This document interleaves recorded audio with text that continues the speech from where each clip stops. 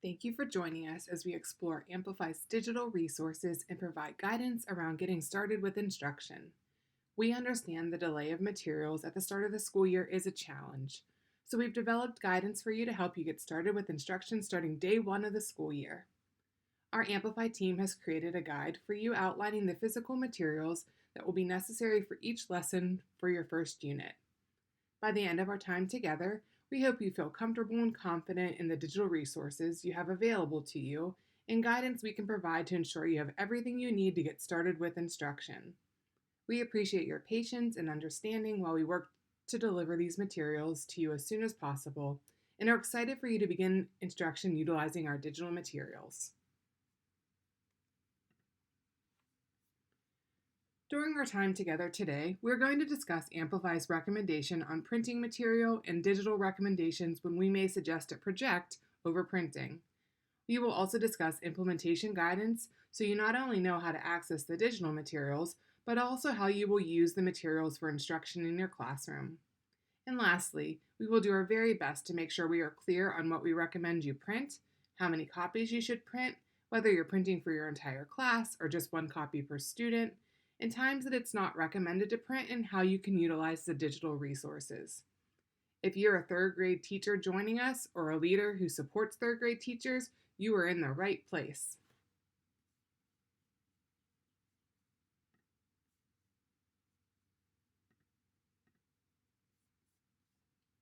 To get started, let's take a look at third grade Unit 1. For the first unit in third grade, you will only need these materials to provide instruction: your teacher guide, student activity book, a student reader, image cards, and the digital flipbook. Let's take a look at some of our material guidance to see how you can prepare.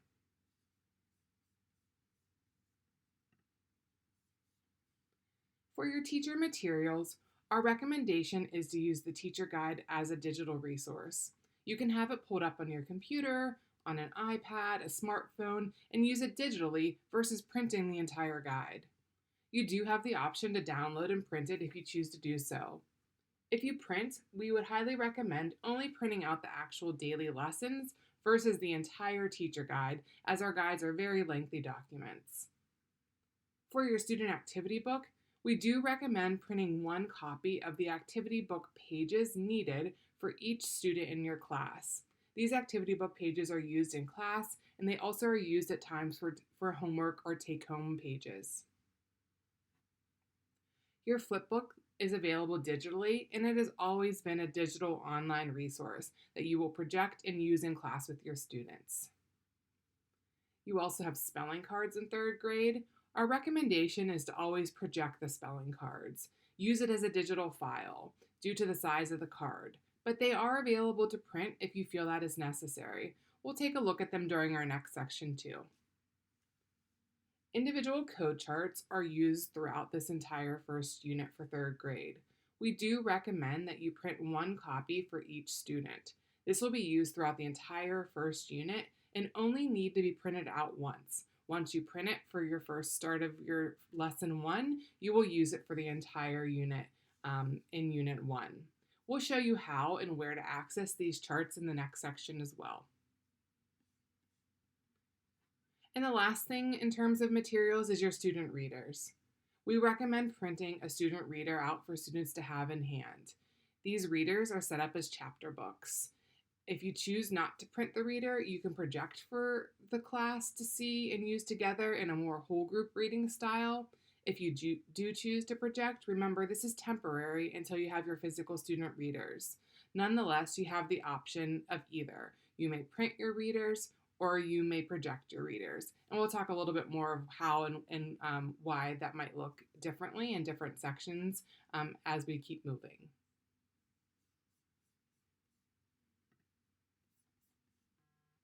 Now let's take a look at your Unit 1, Lesson 1.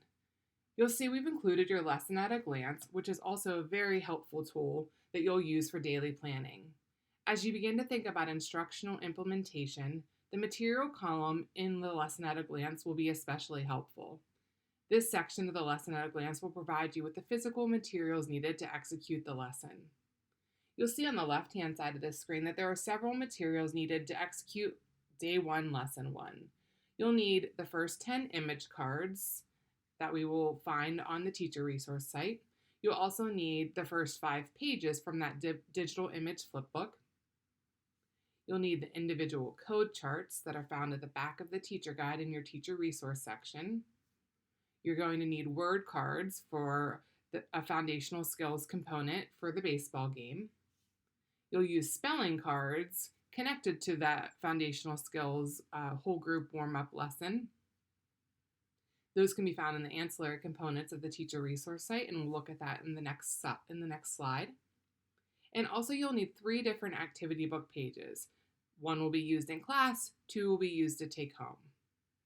Again, the lesson at a glance section is really helpful as you plan your daily lessons and begin to think about how you're organizing all of your materials, both print materials and digital materials.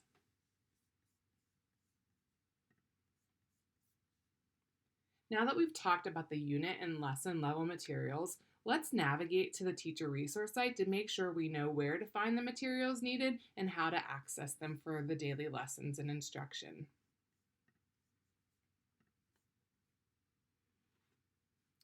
So you can see where this lands us. I'm logged in. I am on my 3rd grade homepage. I can see a couple things here. I can see that I can toggle between my English and Spanish materials, and you'll see that there's parity between those materials, and so what you have available for English, you have available for Spanish and vice versa. You can navigate to all your different units here. We're going to focus just on Unit 1 since that's where we're starting at the start of the school year. And for us, we're going to start right at that teacher guide. The teacher guide is your daily guide to instruction and making sure that you have what you need in order to provide the best high quality instruction for your students. Remember, you can access that guide digitally here, like we're looking at now, or if you choose to print out the lessons, you should navigate to the actual individual lesson level. So let's take a look at that lesson level, and here's some things that are helpful as you navigate.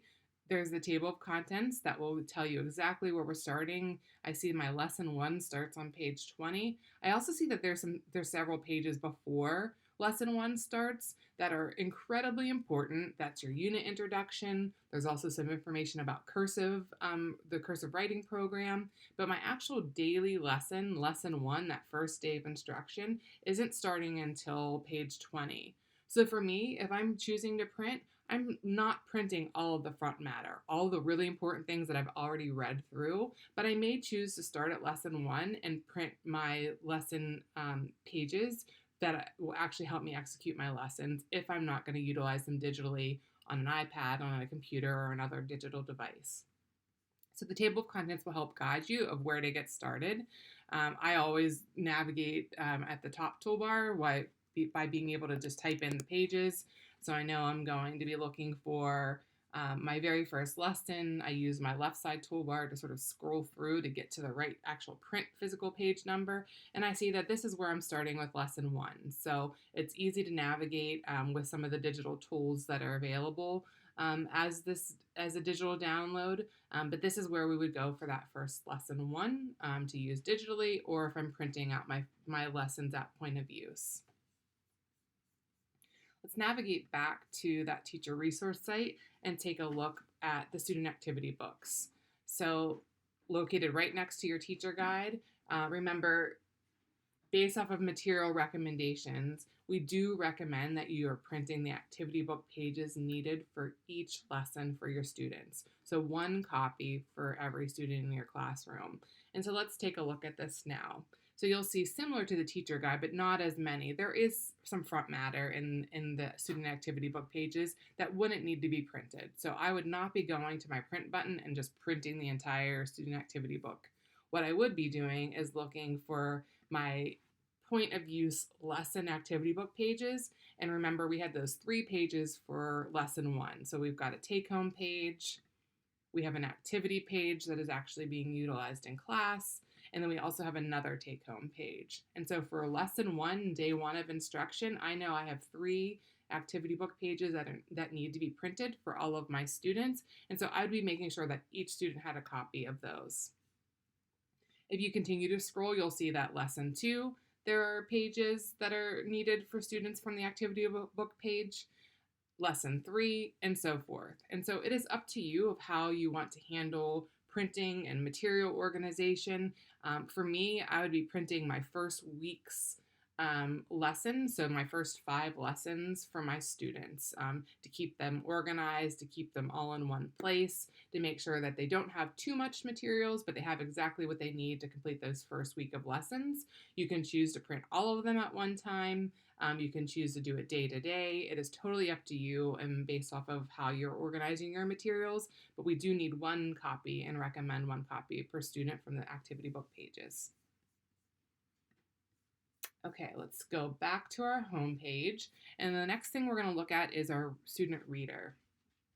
So remember that student reader is another student material that you actually use starting day 1 of instruction. This is where all of the reading is found for your students. And it also is set up like a chapter book.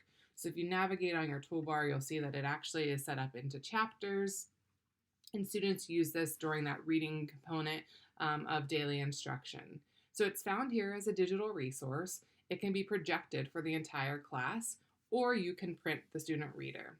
You may choose to use this in some different ways while you're waiting for your physical materials. You could print copies for your students, you could project the reader from the site and utilize it as a whole class read, or you could print copies for pairs or maybe copies for some small groups to use instead of printing one copy for every student in the class. This is completely up to you. You may also choose to print some of the pages versus all while you're waiting on materials. So for me, I would be not printing my entire reader. I probably would print the first few chapters for either every student or some groups and wait to see where my materials land as I continue moving through the chapter in my reader.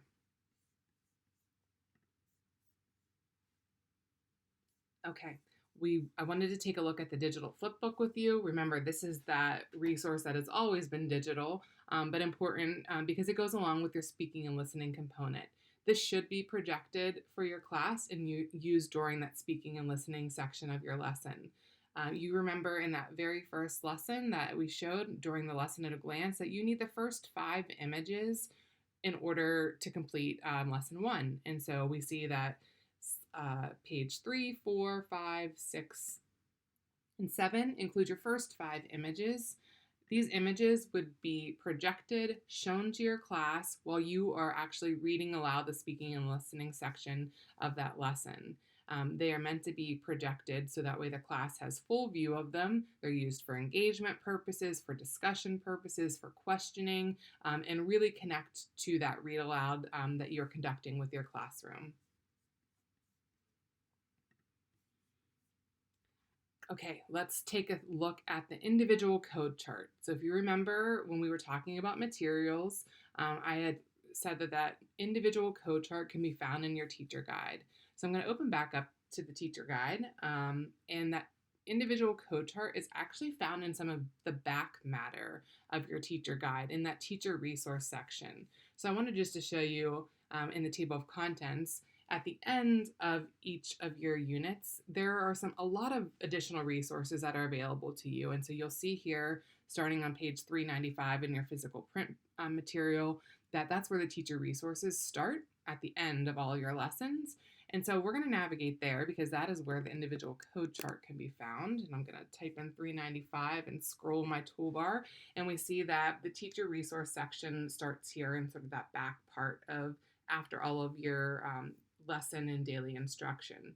And so in this section, there's a lot of different things, but one of the things that I wanted to make sure that you knew where to find, because you do need to print this out for your students, is the individual code chart.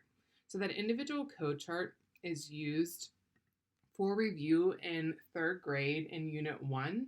And so all students would need a copy of this code chart. So if I were getting ready for instruction and I'm getting ready for my first unit in grade 3, I'm navigating to this page and it is 4 pages plus the cover. So I'm printing all 5 pages, probably front and back. I'm probably going to staple it in the left-hand corner and make sure that all of my students have access to this because they are going to be using it at point of use in your daily lessons.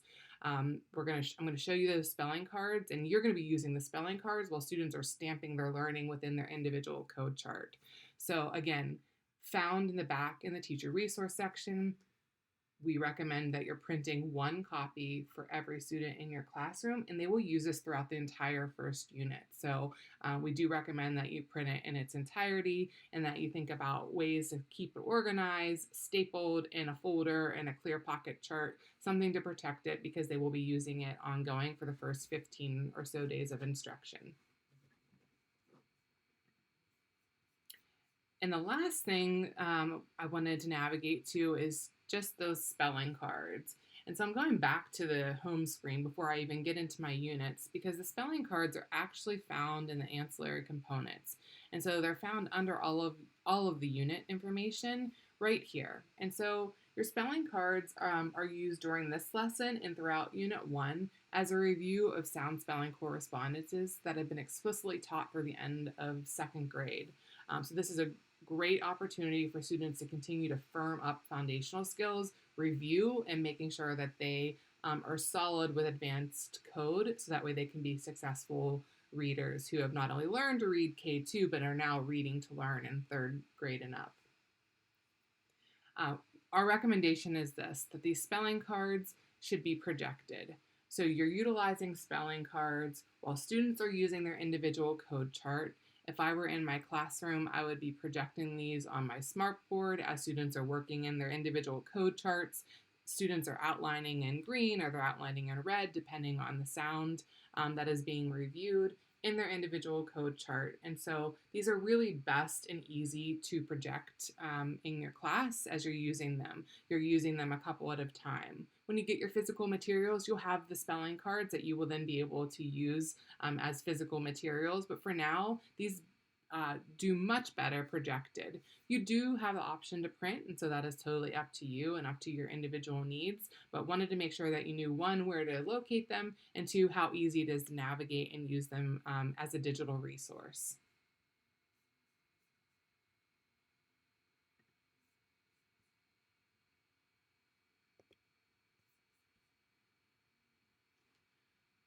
So as you start to think about your first unit of instruction for third grade, we just wanted to send a couple important reminders to you as you get started. All of your materials that you need are available digitally. Our resources are available on the teacher resource site, just as you've seen us walk through today. Your materials can be downloaded, they can be printed, they can be projected, and we want to make sure that you know that you have options based off of your individual needs as you're planning and preparing for instruction, as well as your student needs. That at-a-glance table that we talked about at that point of use in daily instruction is a really helpful resource. This table should be your go-to, your place that you're going to every day for daily lesson planning. It will help you with timing. It's going to help you with understanding the lesson components and segments. It's also going to help you with student grouping. And it's also right now going to help you with your current planning of materials and organization. You should be referring to the material guidance document for Unit 1 of instruction. That's that first about 15 days of instruction. This tool is meant to help you take the guesswork out of what you need in order to plan for successful instruction during the first few weeks of school, and we will follow up with you to make sure that you have access to this guidance document.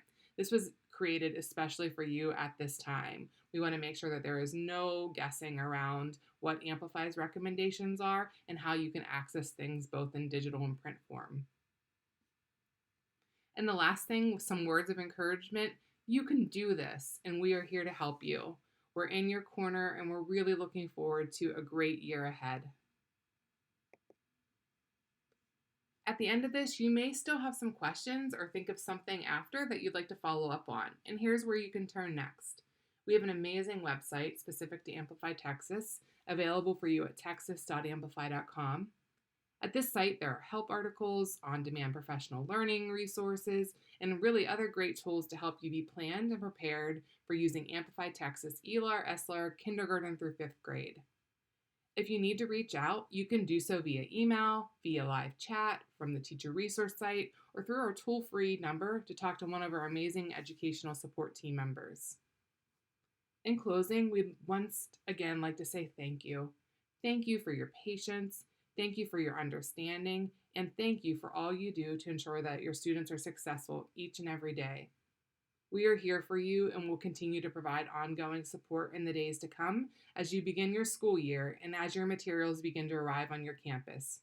We look forward to hearing and seeing your successes and victories. Thank you for your partnership and have a wonderful start to the 2022 school year.